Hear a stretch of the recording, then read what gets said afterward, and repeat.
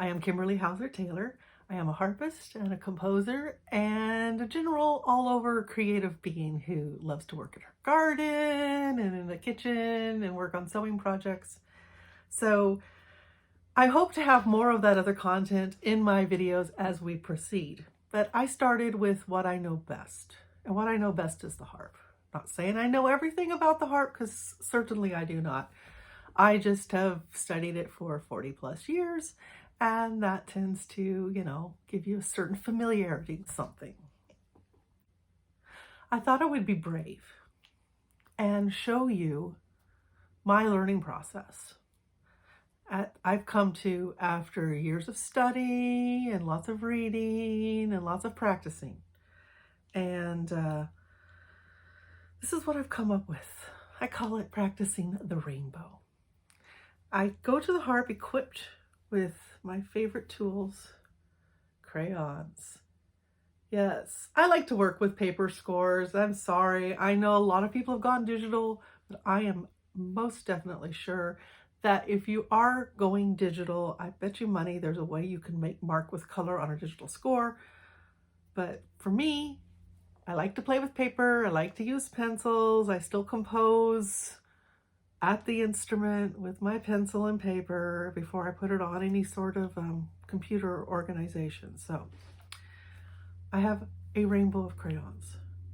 Red crayon, orange crayon, yellow crayon, see? Rainbow colors, green, blue, purple. This gets you through most pieces of music. So how am I even using that to practice? Well, the first thing is you need some music. For demonstrating this and for this whole thing, I'm using the Moldau by Smetana, famous harp transcription. Great fun, a lot of fun piece, requires lots of practice, not horrible amounts. I'm afraid my experience is a little odd on that. Anyway, I was taught in school and found it to be very useful to mark in what are called repair points. And if you haven't been someone who's worked with them, I will explain to them. They are signposts in the music that you practice being able to start at or jump from. And it's a really good idea to mark these every 4 bars that's like the least amount you should be doing is 4 bars. I would recommend tending to use 2 more than 4 as I've gotten older. I remember looking at my teacher scores, and she would sometimes have a repair point on every beat for a particularly difficult passage. So all I can say is more repair points are better. I'll give you an example here. If you can see, like here's 1, here's 2. They were numbered at one time when I used this. 3, 4. Get the idea? I mark them with a pedal chart. Even if the pedals have not changed from the last repair point, I still mark a pedal chart. I mark a pedal chart in everything. And every page is done like this, where there are these periodic signposts using the pedal chart as the sign that I can start practicing at. So, and why would you want to mark it in if you were changed, if it hasn't changed? What if you're trying to, you go forward, you make a mistake and you need to jump back and reset? If you don't remark it in, you don't know what you have. So there we go, repair points. Signposts, every few bars. I try to make them make musical sense. Sometimes though, if there's a repetitive passage, I will mark a repair point in slightly different than it was the first time so that I learn the music better, and it's not just, I know that it's that same passage is there, but it's divided up a little bit differently. It brings a deeper understanding of the music to me. Okay, so you've got your repair points in your piece. And the very first thing you do when you practice the rainbow is you take your red crayon and you circle your first repair point at the beginning of the piece. It's a very important one. It's really important to know it. I mark a pedal chart there too. Red and start. Now play that. Then go to the end of the piece. Last page, last bar, red, repair point, last bar, there's your other red. You put in a red at the beginning and the end, and you practice those two. You play those two, 1, 2, red, red. Now you know the first bar and the last bar of the piece, which are really important, and it's such a nice anchor to put in that now I know, I've sat down, I've practiced, and I know, and I can start and I can finish this piece of music. It doesn't matter how difficult it is or how easy, you can start and stop this piece of music. And these are two of the most complicated things to remember on stage. It's like you'll remember all the stuff in the middle, but if you don't remember the first bar, it doesn't matter. It's kind of hard to get going. And at the end, again, it's really helpful to know that end chord. It's usually pretty easy because it's in the key. Next, orange. Here is the orange crayon. I like crayons. They make me happy. The smell of the crayon makes me happy. Brings back happy childhood memories. If that's a feeling for you, that's one reason to recommend these, because they're little bits of childhood happiness. Okay, orange. I will find a center point in the piece, and I will circle it with the orange. Can you see the orange? Oh, it comes through kind of gold on this camera. Anyway, so you take it, then you practice red. Got the beginning. You now know the beginning of your piece. Jump to orange. There's my orange. Here it is. There's your center point of your piece. And then finally red. Red to begin at the end of the piece. There we go. So now you can, if you practice it, you can now play beginning, middle, and end. You've made progress. Hopefully this will start to diffuse some of that anxiety of I need to figure out what's coming up in this piece. Now I'm doing this with a piece here that I've played before. I'm bringing it back after several years of not playing this piece. I have performed it before. I have studied it with just the repair points without this rainbow system, but since I've now employed the rainbow system, I'm having to go back in and add it in as another layer, which I like to do, find a new way to study something I've already studied because it helps you see it in fresh light. Finally, next, there is no finally, yellow. Now what you do with yellow is you find a spot in between your red, here's the red, and the yellow, and the orange in the middle, and that's where you stick yellow. So you're going halfway between red and orange to put in the yellow. So you're going to have 2 yellows to put in. That's the first one in this piece, and then there's going to be another yellow between the orange and the final red. Yeah. And you see I circled that there too. And proceed like this. Once you've got the yellow in, play all of them that you've done already, the red and the orange and the yellow. Adding in, now you can add in green, and you'll put a green in between each of these. So from red to yellow, between red and yellow, there should be a green. Between yellow and orange, there should be a green. Between orange and yellow, there should be a green. and then again, yellow, red, a green. So that will make 4 greens. And you can see it's starting to become, we're now learning the spaces in between the beginning and the end and the middle. And then we've divided up again. And now there's the notes in between those notes.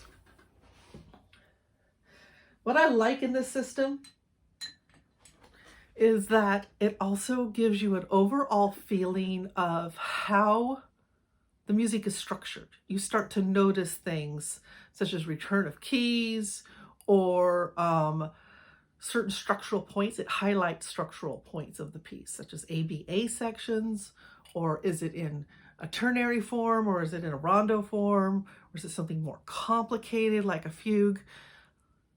Those things will become more apparent to you if you use the system. Instead of the, oh, I'm going to start at the beginning and barrel my way through this and see if I can get to the end. And then you get stuck up in the middle. You don't know where you're going, so you go back to the beginning again and you try again. That is completely not what you're doing here. So it's a great way of changing that particular practice pattern. After you've done green, you go in with blue. After you've done blue, you go in with purple. If you still have more notes after purple, which a bigger piece is going to have, I use a nice hot pink for my next color. This could be a personal choice. I just tried to find something that looked different than what was already on the page. I then like to use, if it's even more notes, I'll use the lovely turquoise blue here. And if there's even more notes between, I will use gold. I haven't gotten to gold very often. It takes a really big piece to get to gold. In the time I've been using this. Like if you're using gold, you're studying a big piece. That kind of gives you an idea. It's like, okay, this piece just uses red, red, orange, yellow, green. That's a nice little piece. Okay, you throw it in some blue, it's getting more complicated. Throw in some purple, this is getting downright hard. Yes, it's a lot more.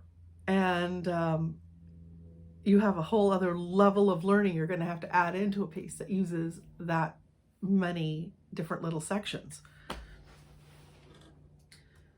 And that's my first talk on this. I am now going to share with you some practice video that I am going to put in to, where I'm actually going to practice. The piece I've chosen to be my first practice with me video. I'm calling it the Resurrection of the Moldau. Again, not played the Moldau in years. Looking forward to playing it again. And demonstrating this process while doing so. So in the following video, I hope to voice over some of it. This is me practicing. Literally, I have made a deal with myself. I am not practicing this piece unless it's on camera. Which, as I'm filming this, is sometimes a bit of a problem, but we'll work on that. So some of this video may not be as good as other, and that's because that's when I finally got myself to sit down and work on this. And it, hopefully I'm putting the focus away from me and onto the process. I hope you enjoy the Resurrection of the Moldau using my Practice the Rainbow system. Okay, here we go, the Moldau. Opening the score. There we are. Red crayon. Circle my repair point.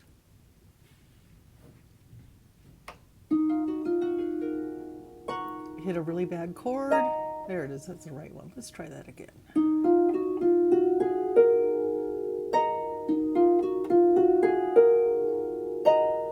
Noticed I slowed down and made sure that I could indeed get that correct.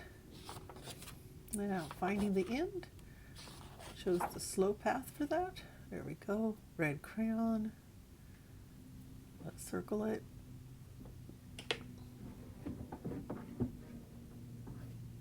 Petals.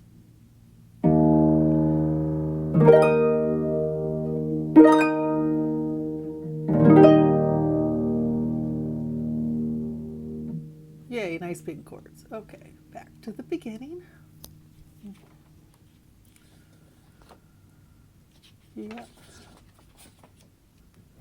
This does require a lot of turning your pages. Got it right that time. Woohoo, got it right. Yay. Now let's find the middle point for orange. I'm just scouting out where I think I'm going to put it. Oh dear. The orange crayon is eluding me. Where are you, orange crayon? There we go. Okay, orange crayon. Make a little circle. This is my midpoint.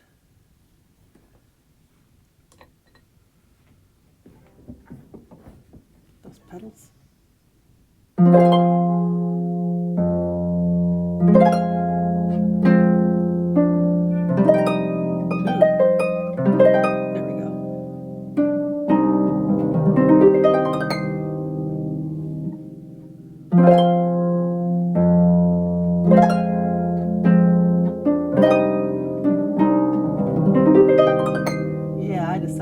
That again because the first time was a little rocky.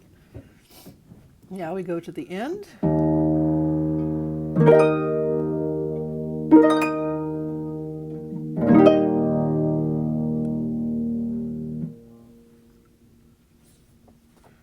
Back to the beginning. So that was red and orange. Play the beginning again.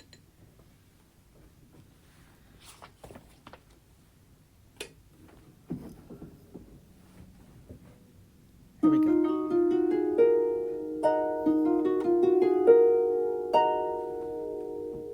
That went well. Let's find yellow. Other whole layers being added to this.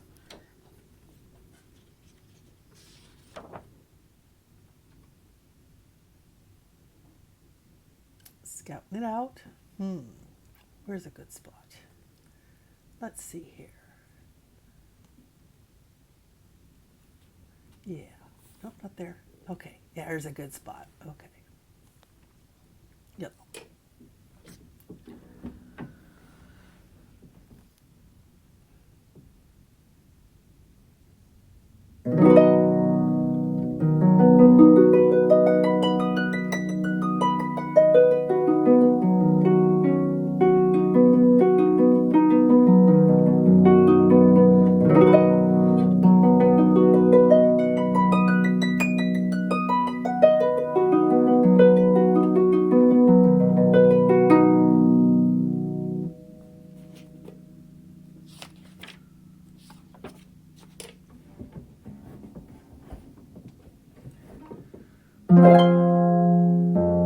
Back to orange.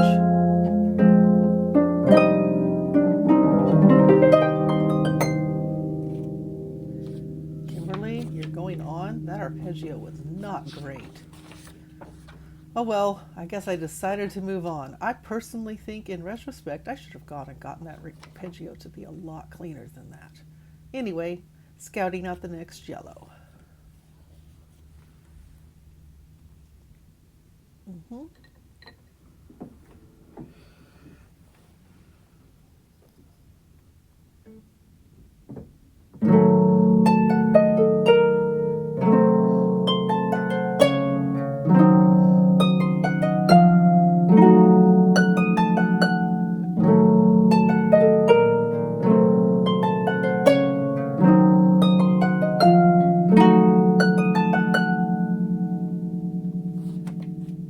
And to the end.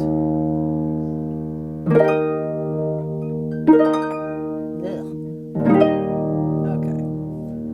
I should try that again, but I'm not going to. I can tell. I'm going back to the beginning. Finding my green crayon. And then I drop something. I don't know what. Maybe not. Maybe that's later. It is later. Okay.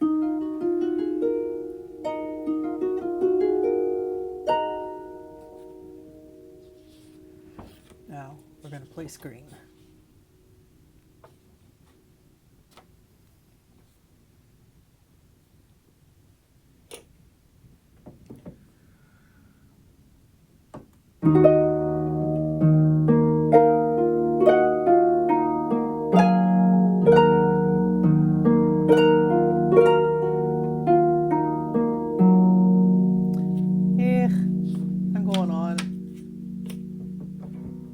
It's a good place for green though. Yellow.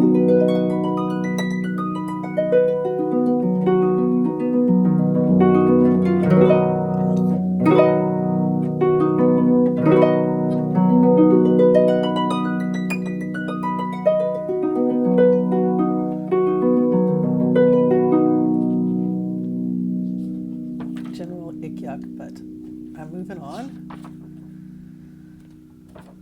I think it's time for, that was yellow, so I need to put in another green.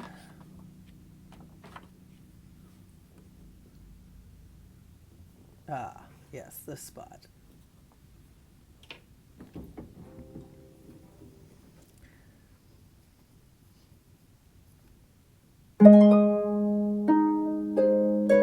Ugh, my goodness, what is that? So bad.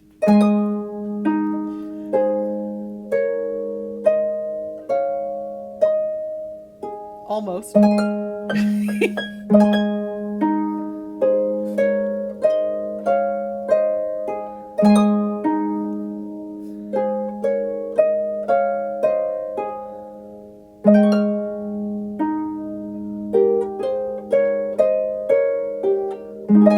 Okay, that was cringeworthy. Let's try it again.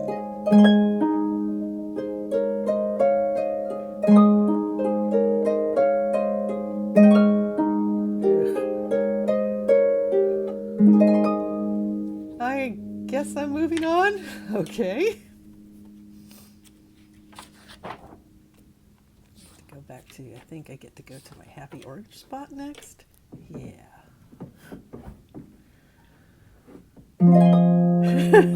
Wow.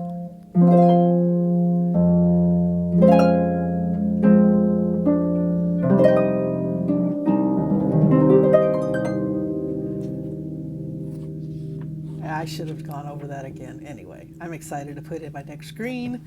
Here it is. Here I am. Oh, it dropped.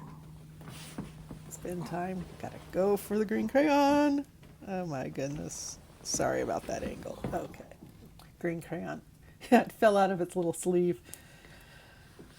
Doo-doo-doo. Crayons are better if you don't drop them on the floor. But, oh, next green.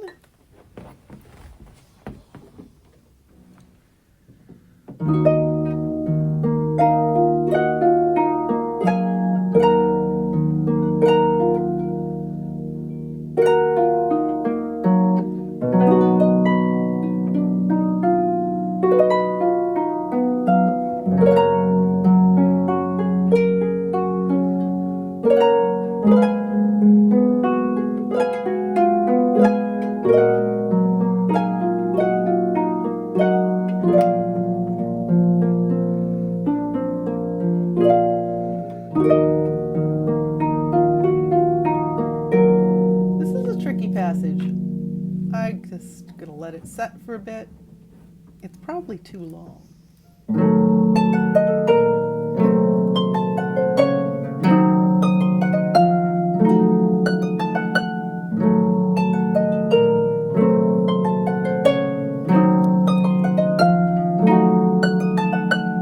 love that spot.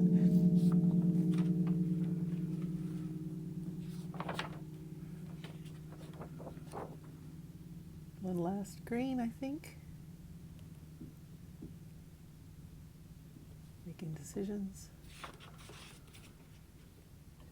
Picking up the crayon. And there. Oh yeah.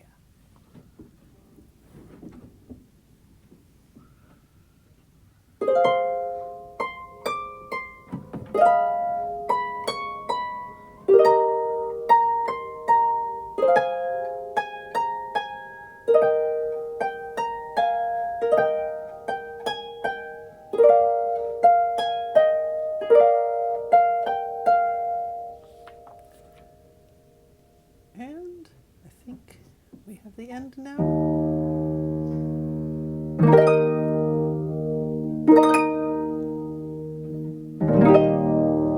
Okay, that was adding in all the greens. I'm going to go back to the beginning and I am going to just play them all in sequence, jumping from one to the other. First, some coffee. That's the go juice for the hands, the brain. I do love to have a cup of coffee when I practice.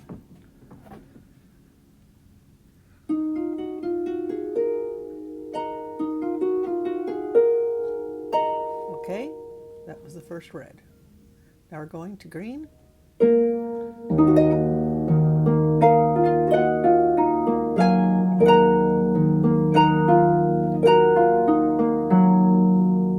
See, that was a small chunk.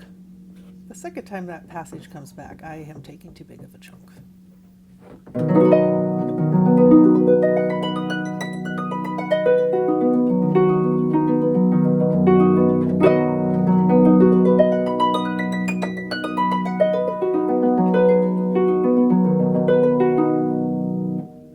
Okay, I think there's a wrong note in that, but I'm moving on. Next green. Ugh. Gotta practice grabbing that chord. There you go.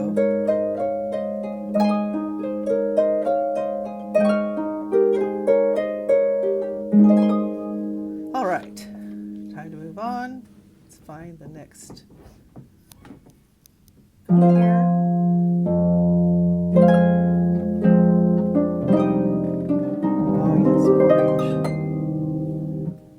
Moving on, the next green.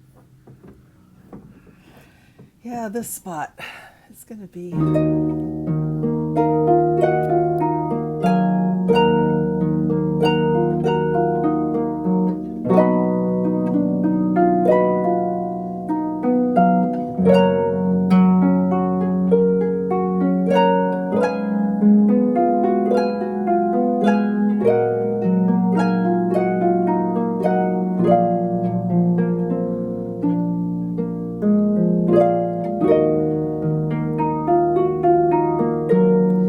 challenging me here is I'm taking too big of a chunk,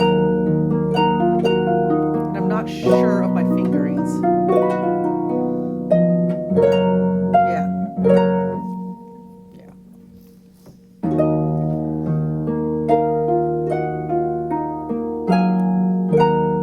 I'll slow it down. There we go. Now I know what I'm doing. Not really.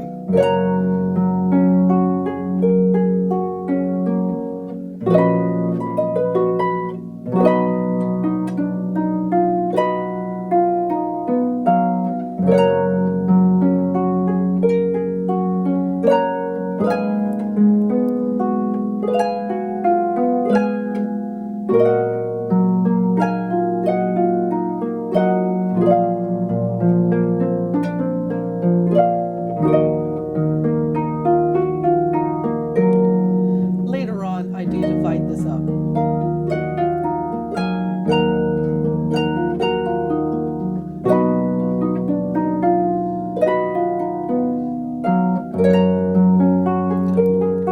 I also need to realize I can breathe while playing.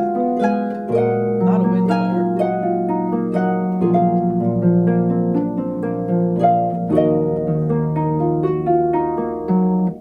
Okay, once more. Nope.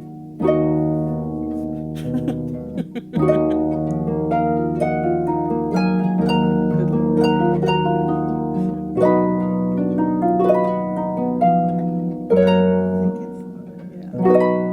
Not going to get better unless.